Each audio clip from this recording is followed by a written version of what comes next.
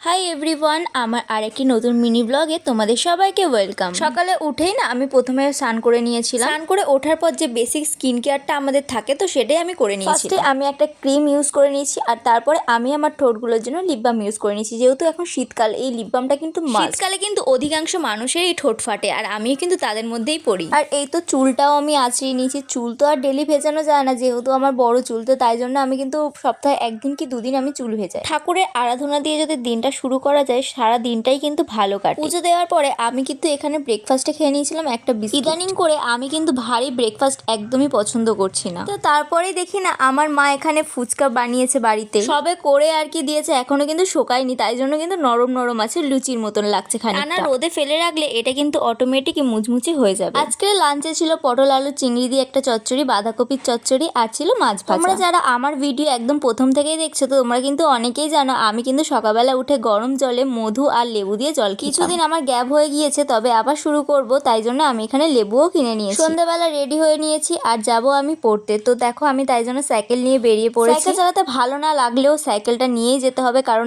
আমি যেখানে পড়তে যাই আমার বাড়ি থেকে কিন্তু বেশ কিছুটা দূর। আর ফিরতে ফিরতে না রাত হয়ে যায়, তখন তো আর একা হেঁটে হেঁটে ফেরা যায় না, তাই জন্য কিন্তু আমি সাইকেল নিয়েই পড়তে যাই। আর ফেরার পথে আমি কিন্তু কিনে নিয়ে এসেছিলাম রসমালাই। আমি তো আগাগোড়াই মিষ্টি খেতে পছন্দ করি না, তবে এই রসমালাইটা না আমার রিসেন্টলি খুব ভালো লাগছে।